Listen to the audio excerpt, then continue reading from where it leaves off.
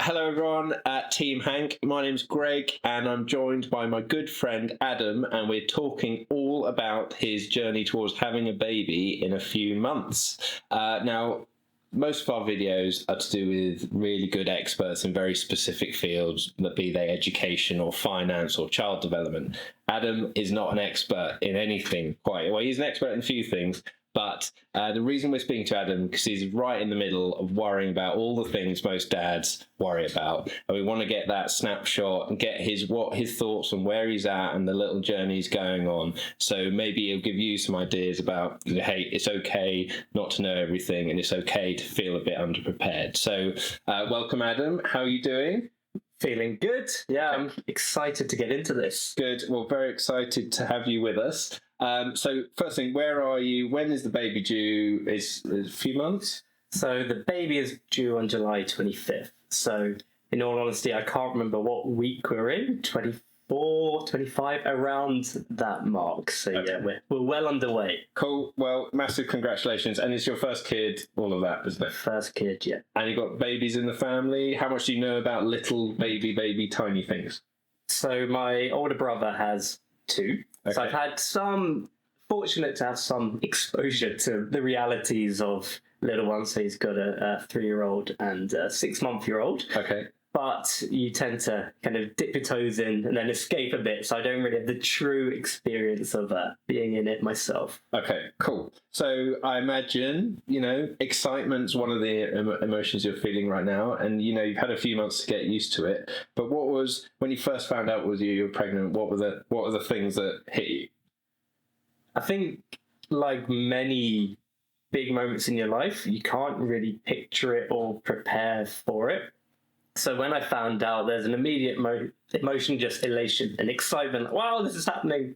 And then immediately, oh my God, this is happening. Then, oh, this is going to be amazing. And then panic. So it's this real roller coaster.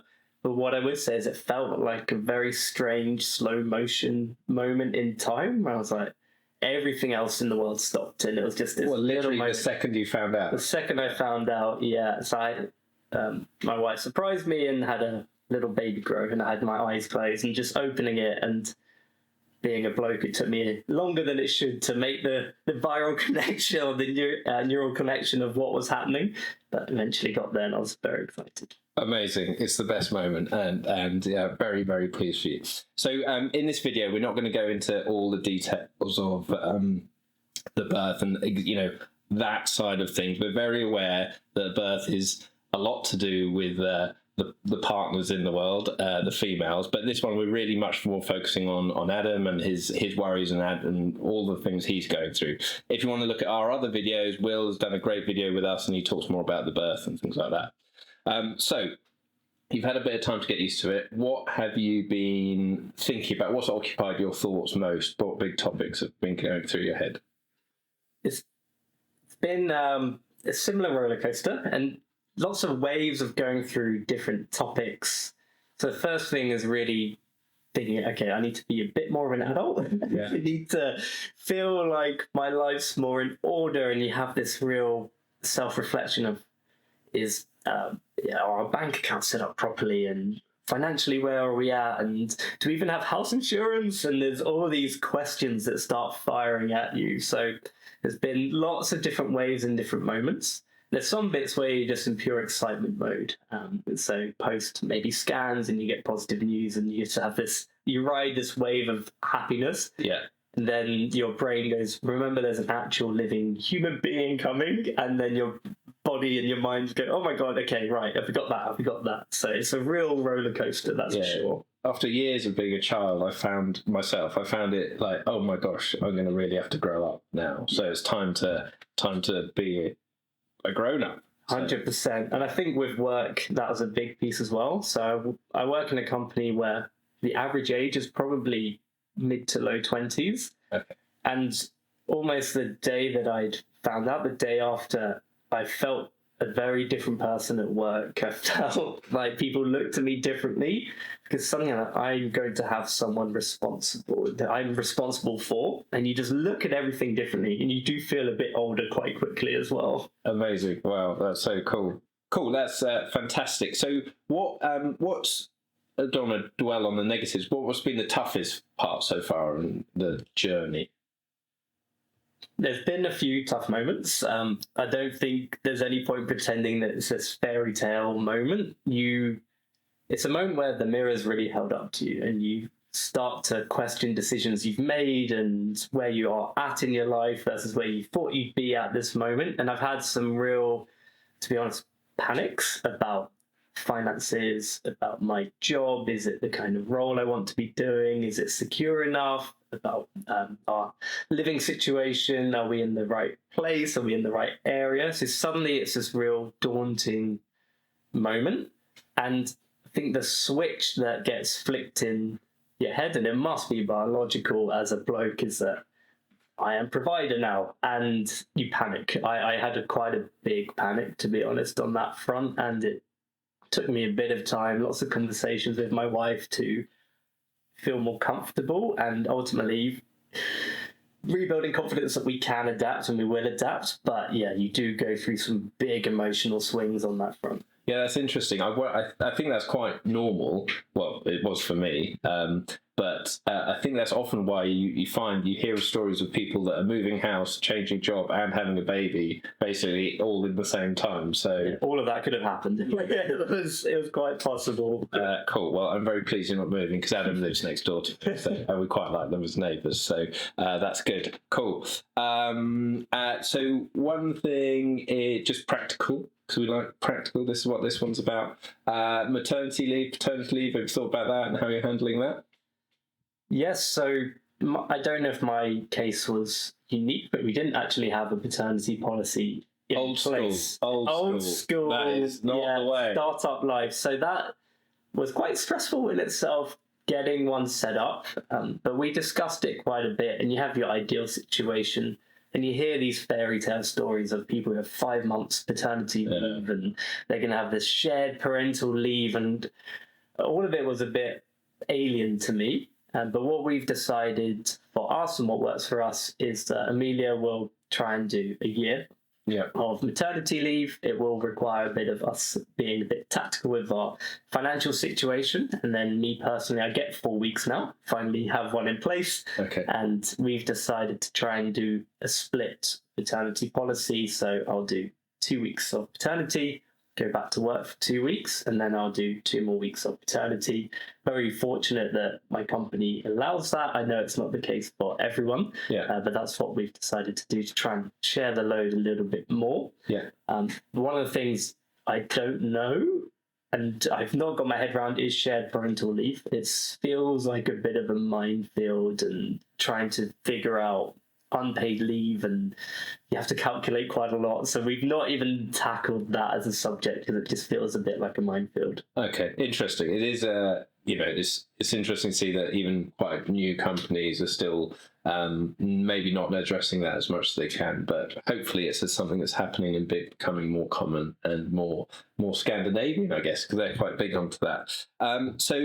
I guess you're in a sort of seeking knowledge mode. Obviously, you're scouring the Hank website on a daily basis. But other than Hank, what sort of resources have you been looking at to find out more? Yeah, so beyond my daily 2 hours of Hank research, Good. A lot of it is actually trying to, and it's a difficult one, is network. Because sometimes I find Googling things, you end up find it really hard to get the information I need in a clear and concise way. A lot of it is quite governmental, and it's very almost written by lawyers. It's like, I'm trying to extract the information, I can't really find it. Was that like on the NHS? Or things like the NHS, and just a lot of if you want to, we started thinking about nurseries and what that might look like, and I have no more knowledge now than I did 3 weeks ago when we started researching it. So a little bit of browsing, but I gave up quite quickly on that. So more speaking to my older brother or anyone I know who is maybe further down the line than we are in their pregnancy, or who have young children. Yeah. I think one thing that I have noticed is that parents, maybe a 2, 3, 4-year-old, I think it almost becomes a distant memory. and they can't quite remember. A bit like when you're driving and asking someone how to drive as a learner, you can't remember. You know the biting point. It's similar, I think, with parents. So I'll ask for the information, they just don't know. They can't remember. Beyond that, there's a book called Don't Panic by George Lewis. That's a good one. And that was a fantastic read. In a moment where I was maybe in peak panic, it just calmed me a lot. There's a lot of great resources, and it's a good read. Even if you're not pregnant, it's a fantastic book in itself. It's interesting. A few of the books do focus on just staying calm because, be present, enjoy it, and so interesting. I think it's a completely natural environment. I think to some extent it's also, you could read about what to do in the event of a shark attack. Until the shark is attacking you, don't really take it in the same way, so that you kind of have to go through it. But any resources you can reach out and read are always going to be helpful and help you learn about stuff. So just hope my baby's not a shark. That's my plan. Hopefully not. So birth planning, practical stuff, getting ready for that, the business end of things. The business end, from the business end, we've not really planned too much, to be honest. Again, it can be a bit of a minefield in some ways, and it's probably naive. We look a bit more to our midwife, and we don't know if there's health complications or if we've had friends about babies being in breach, and it can change all your plans. So we're not too determined or obsessive over a particular birthing plan, and that's kind of working for us. But we equally are very aware that we need to make a decision at some point. So the short answer is we don't know, even though it's only about 3 months away. Okay, and NCT, have you started that yet? So we have opted for something called Bump and Baby, on recommendation of some friends, I think, from Hank as well. Okay. It's local to us. I thought it'd be great. Yeah, good. Nice one. Okay, so, and has that started? That starts in end of April. We begin that. Okay, so because I think a lot of feedback we've had from dads is like, what do I do when? And there's sort of this 9-month period, and you don't know when you should be buying the cot or doing the NCT, and it does reveal itself, the schedule, if there is one, which there isn't. But yeah, the NCT or bump and baby thing does happen quite late on, doesn't it? Really late on. That surprised me a little bit. It's only when I was looking at my calendar, I was like, oh, still got a while yet, and I don't know the core basics of anything to do with being a father. So I'm looking forward to that. That's for sure. I think that's another one that really calms you down, because learning how to swaddle a baby, practical things, at least you can help with that. So they're giving you some tools. So that's fantastic. Okay. So thank you. So maybe end on a slightly bigger one. Have you given some thought to what sort of dad you plan to be? That's a very good question. I think when I think about who I want to be as a dad, there's a few words which crop up. I think one, present, is always obviously one which I think for me is really important.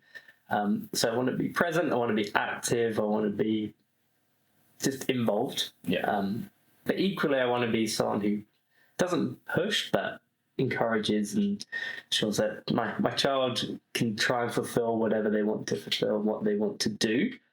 So I think that as a father, then also I think there's an element as a friend, which sometimes perhaps gets overlooked. And I've thought about, I want to stay engaged. I want to keep the effort high with my friends and not drift off into the distance. Maybe I'm naive in terms of my intent, but that's at least the intent anyway. Cool, lovely to hear. And you can have it all, you can do it all. I'm sure it's possible. So do you have, not that I'm going to answer them, but what questions, with a few months out, what questions are still hanging in your head? Like, well, how does that work? How long have we got? It's, there's a lot of questions, even from practical things like sterilizing, wouldn't even know where to begin. Burping, I know there's all sorts of tools and techniques, but I wouldn't know where to start. So there's lots of little practical things. I think there's the emotional side of what to expect and what not to expect, because we're just naive. We don't really know what we've got ourselves in for.